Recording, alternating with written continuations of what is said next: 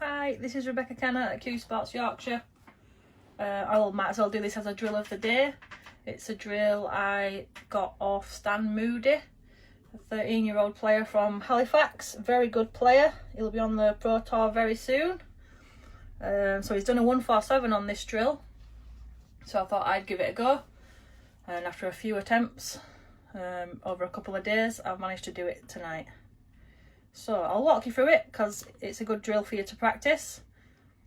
So it's not just like a basic lineup. We've got some balls along the bottom cushions. And we've also got these 3 balls here that you will need to cannon, or that middle ball there. Otherwise they don't pot to corners, you can't get to them to the middles because the other balls are in the way.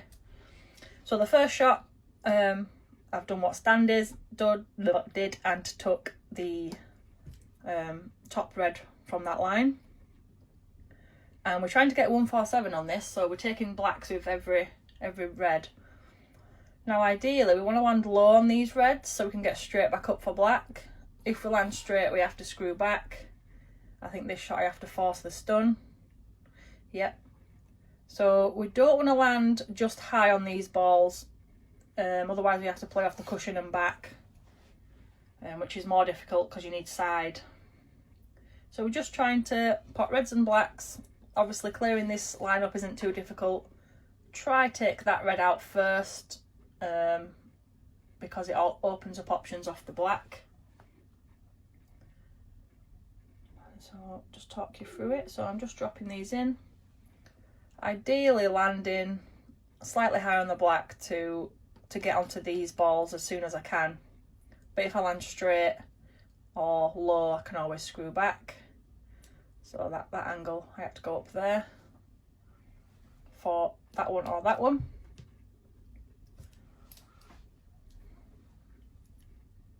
So these ones are pretty basic enough, but the other ones, we do need to have good angles on the black to get onto them.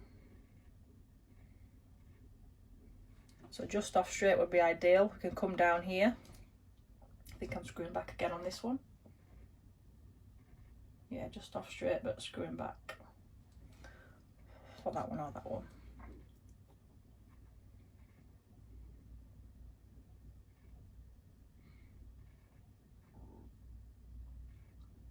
Hope everyone's doing well throughout the lockdown. I'm getting some practice in now. The shop is closed once again. Open for deliveries and collection, but closed to the public, so I can get some uninterrupted practice. Slightly overscrewed that one. I'm using the new Talon Pyro, the blue chalk. I find it very reactive. Still doesn't mark up the ball or the chalk or the table. So that one I just had to drop in. So I've got the low black now. I wanted to play the low black and ideally want a little cannon on this to either leave as that or that. I actually missed this cannon. It's not too bad if you miss the cannon generally because you will have a shot at this red. But we are trying to get more or less a full ball cannon on that. So as you can see, I just sneak through the gap. So I didn't want that. But there is still that red there. So I have got another pop at trying to cannon these. Now obviously we would naturally go there and there, but we can't because of these 2 reds, so I actually have to just screw around this little angle. So a bit trickier to navigate the cue ball when these are still there, so I recommend you try get rid of these as early as possible. Now I'm on this low black, I have to play the cannon, which works out really well because you can either cannon them or cannon the top one to then open up the whole of the reds basically. So that cannon worked out really well, that I landed on a top spin shot, because now that goes, that goes, that goes, and once they go, that goes to both pockets. And then we're looking for good margin, so I'm on a high black here, so I know I can play up this line and be on that one. If I overhit it, I'm on that one or that one. Gives you more confidence when you're playing, that you're playing for a large area. So obviously for these top ones I need high blacks, and for these ones I need almost straight blacks, just slightly high blacks. I don't want to be losing my cue ball. So I've got to be certain of which red I'm playing for.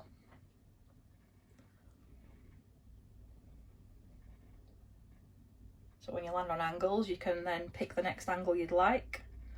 So I've played for a slightly straighter black because I want to get down onto these sooner rather than later. They are tricky little ones. So I play it off the cushion and try land in line. You can even land just on the cushion and then just drop the middle ones in, but you don't want to land high on them because you will have to play a screw with side. So it's just a little stun up then. That one had a wobble. My pockets aren't as generous as some people say. They're not very nice. So again, I'm just on that slightly high black. So I'm trying to land in line with that middle red or on the bottom cushion, not high. If I did land high there, I've still got a shot on this one as a drop in.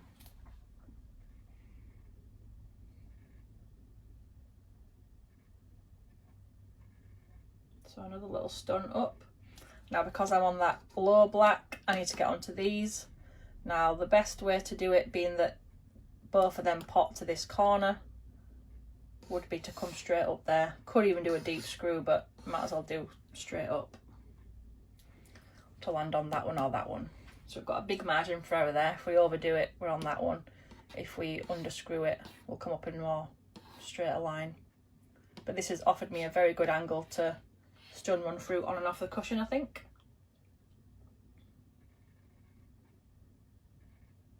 Bit of a stretch. As long as you're comfortable when stretching and you can bring the cue backwards and forwards in a straight line, then you're okay to do it. If you ever feel too hampered, you should get your mini butt out or the rest. Okay, I can't remember which shot I play here. Oh, I'm playing the screw shot. I'm playing screw to land on red to middle. So that was a natural angle for me to do. Hit that a little bit harder, so it delayed first with the screw back. If I'd have hit it less hard, it would have actually come through a bit straighter, which would have been nicer for me, because then I could have played a direct screw back onto the black. Now because of this angle, if you drop that in, you're going to hit the pink, and by the time the red's reached the pocket, you'll be hitting this cushion.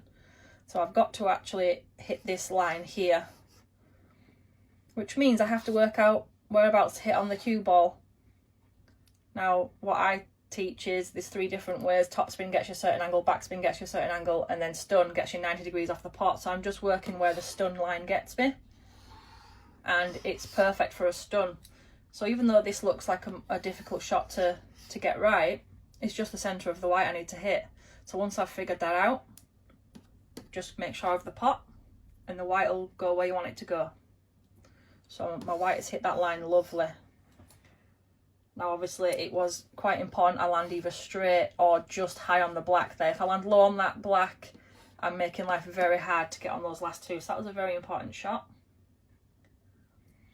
And I actually landed almost straight, so I could only force that much out of it.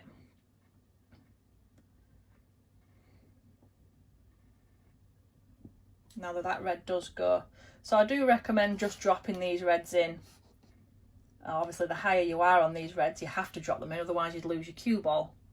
But it just gives them every chance of going in. I think I probably played that with that little tracer side, what most people play it with, because the cue ball went diagonal forward. So just to help the red hug the cushion a bit more. And again, hoping to land on a slight angle on this red. So then I just land on a drop in.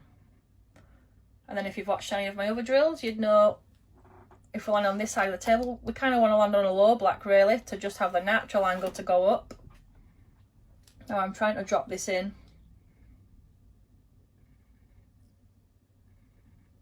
But obviously just by the time the red reaches, it would have been a drop in, but I've just hit it a little bit too hard. So I could have done with landing on a high black. I've actually landed on a straight black. Now I nearly cleared this drill when I first tried it a couple of weeks ago, and I landed on a straight black. Tried to belt it in to land up there. Didn't make the black, so made sure of the black this time with my deep screw. and managed to not snooker myself on the yellow, which I think I did last time I tried to do this. So it's probably the best I could have done there with getting onto the yellow. I could have played it with side as well, but then you are just jeopardising the black. So at least I've got a shot at the yellow here without a rest or a mini butt. I can reach it, I've just tested it. And then I'm figuring out what shot I can do, which is going to be the stun round.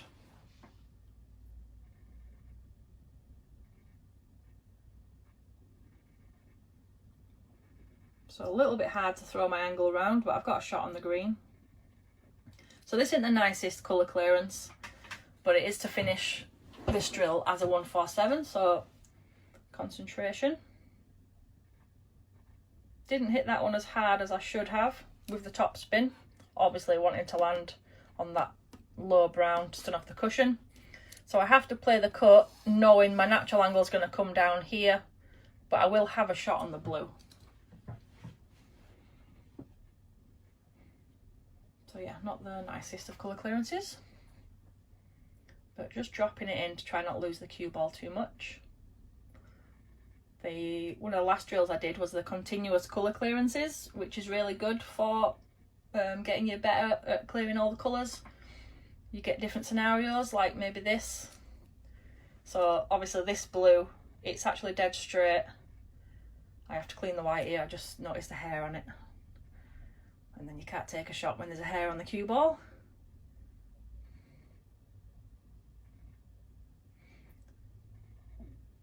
So I've got a straight blue, I have to play a screw back. Difficult shot, but I know I can clear the table if I get this right. Yes, I've got a very long bridge, but it works. And then we've got the just off straight pink, we have to stun down. Concentration on these. I have missed a black from this position, landing too high on it. So there it is, 147 off that drill. I would say it's quite an advanced drill. You'd have to be a 50+ break player, I'd say, to give that a go. And